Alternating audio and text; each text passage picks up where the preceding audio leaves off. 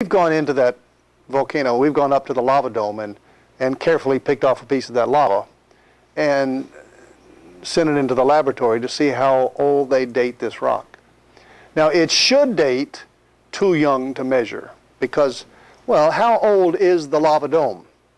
How old, really, how old is that lava dome? Yeah, 1980 it erupted, so it's less than 30 years at a maximum. Well, when you take it into a laboratory and date it, how old does it date? Yeah, 2.4 million years. And now you suddenly question these numbers that they come back with all the time. I mean, every rock they date is millions and millions of years old. A brand new,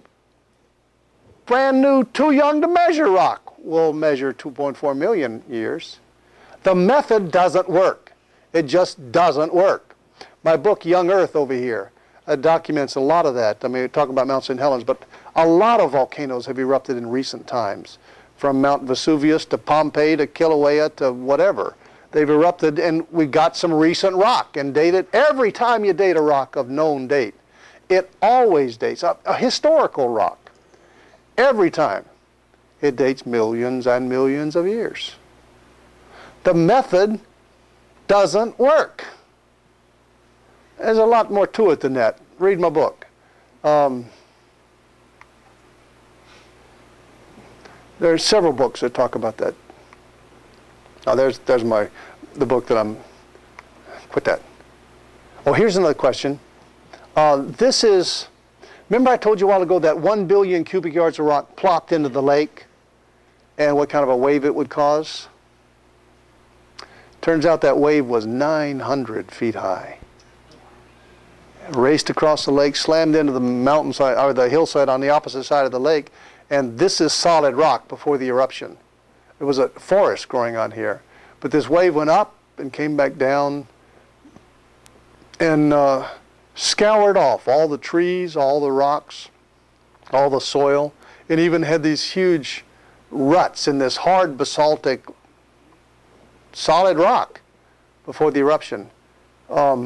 This is called in geology a scour slope, where everything's been scoured off. How long does it take, do you think, to form a scour slope? Now, you're supposed to answer millions and millions of years. That's the accepted answer. Okay, you got that? Okay, let me ask the question again. How long does it take to form a scour slope? Nope. 17 seconds, near as we can tell. Zoop, 17 seconds, you got a scour slope.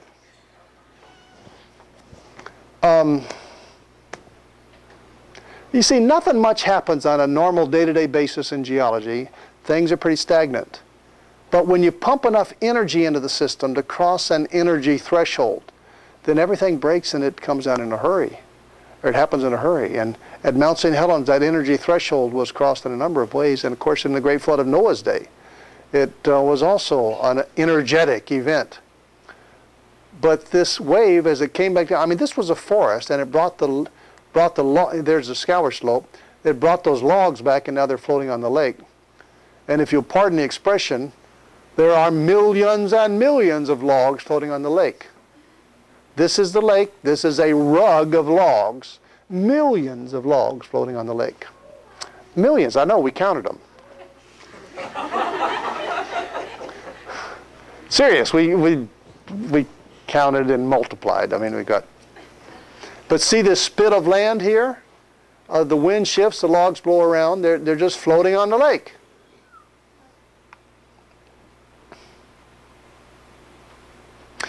Creationists have been talking about the possibility of floating log mats as responsible for the origin of coal. You know coal, it's that sedimentary rock that's black that you can burn. I mean coal. It's thought to be the metamorphosed remains of plant material. So all those, in fact, we kind of drew this picture. The forest, the plants that were growing before the flood, when the flood hit, the flood would have wiped them out and would have herded them back into the ocean.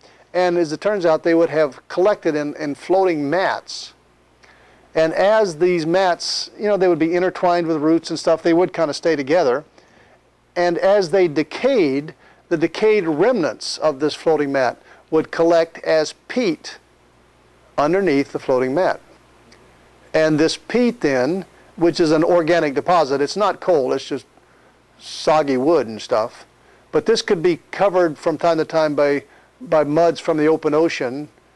And actually in the East Coast, there's a lot of places where there are layers of coal, and then a layer of shale, and then coal and shale and coal and limestone and coal and shale and coal and limestone. 50 different layers of coal interspersed with ocean deposits. And that's where they mine coal from, Pennsylvania and West Virginia. By the way, how long does it take to turn peat into coal?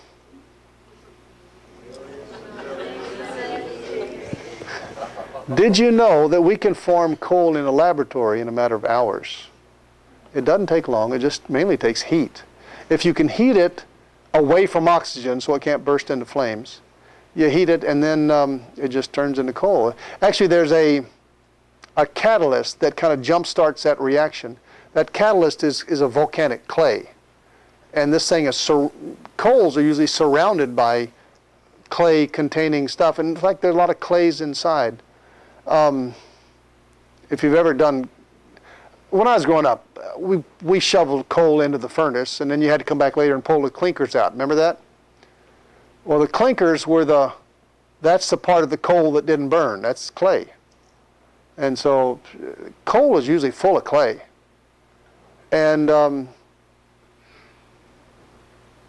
so we've got these layers of coal, and I think the flood events could have formed them.